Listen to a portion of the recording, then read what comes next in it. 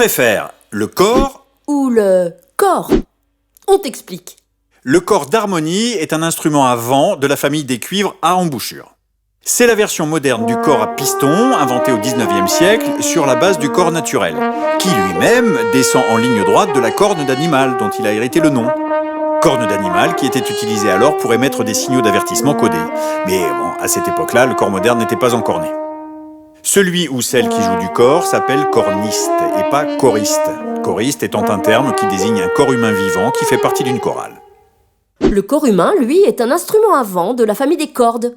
Ah bon? De la famille des cordes vocales. Ah d'accord. C'est l'instrument de musique le plus ancien et le moins cher du monde. Il est naturellement équipé d'une soufflerie, les poumons et le diaphragme, qui produisent l'air qui fera vibrer les deux cordes vocales situées dans le larynx, et d'un système très sophistiqué et invisible d'organes résonateurs comme la cage thoracique, le pharynx, la cavité buccale ou les fosses nasales. Le son du corps humain ainsi produit s'appelle la voix humaine. Ceci inclut la parole, le cri, le rire, le chant et le beatbox. L'embouchure ainsi que le tube du cor sont de forme intérieure conique, contrairement à ceux de la trompette ou du trombone qui sont de forme intérieure cylindrique. Cette forme conique donne au son de la douceur et une richesse en harmonique, alors que la forme cylindrique de la trompette lui donne un son plus puissant et plus brillant. Bon, c'est pas pour ça que la trompette se la pète non plus. Le tube du cor d'harmonie approche les 5 mètres, celui du corps humain aussi, mais bon, il est digestif et ne produit pas tout à fait les mêmes sons. La corniste a toujours une embouchure dans la poche, ça lui permet, grâce au système D, de jouer même si elle a oublié son instrument. La corniste peut aussi être amenée à utiliser une sourdine placée dans le pavillon pour obtenir un timbre plus sourd, mais pas forcément dans le but d'atténuer le son. Les cordes vocales sont de tout petits organes musculaires de couleur blanc nacré, situés dans le larynx. Elles font entre 17 et 25 mm de longueur chez l'homme et entre 12 et 17 mm chez la femme. Et c'est cette différence de taille qui définit une voix d'homme et une voix de femme. Comme pour les instruments à vent, plus c'est petit, plus c'est aigu, plus c'est long, plus c'est grave. Signalons toutefois que de très petites cordes vocales n'empêchent aucunement la chanteuse de devenir une grande soprano. Et que la taille des cordes vocales n'a rien à voir avec la taille tout court. La corniste fait vibrer ses lèvres sur l'embouchure comme si elle imitait le bourdonnement de l'abeille.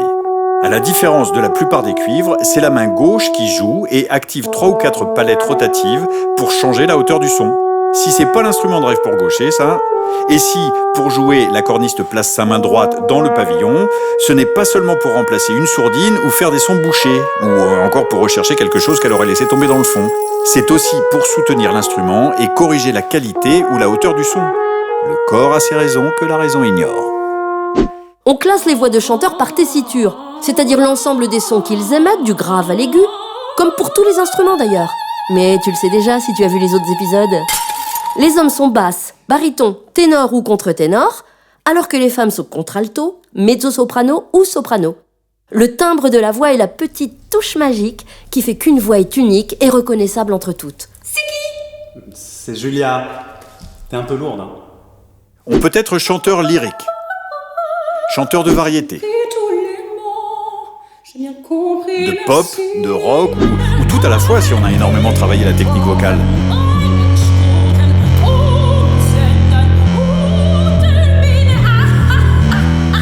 Ou encore, human beatboxer. Le human beatboxing, en bon français boîte à rythme humaine, consiste à faire de la musique sans accompagnement instrumental. C'est la seule discipline vocale à regrouper toutes les autres. Elle utilise les percussions vocales, l'imitation de voix ou d'instruments,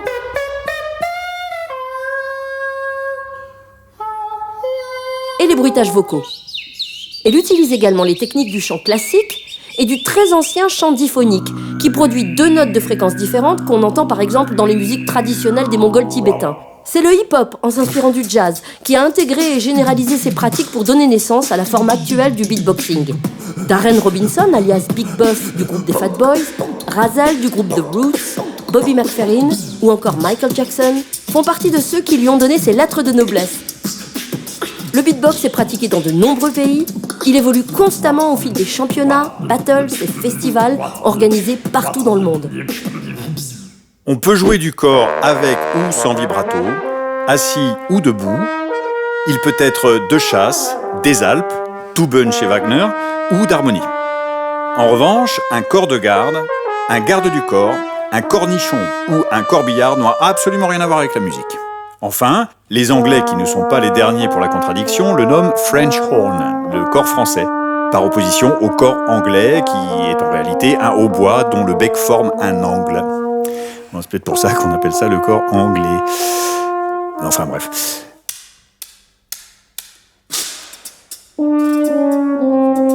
Et t'as déjà eu un corps au pied?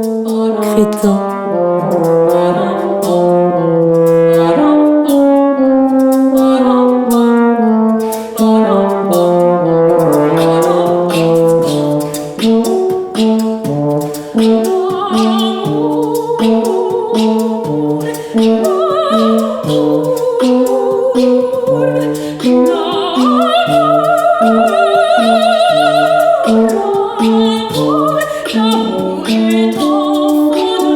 Donc, le corps et le corps, c'est différent. Mais c'est pareil.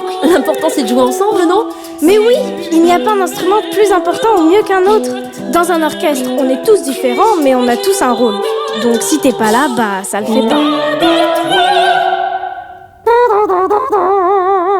Ah, j'adore ton corps. Ah bah t'es direct. Ah non, mais pas ton corps. Enfin, si, ton corps aussi. Enfin, non, ton corps. Enfin, les deux. Tes deux corps.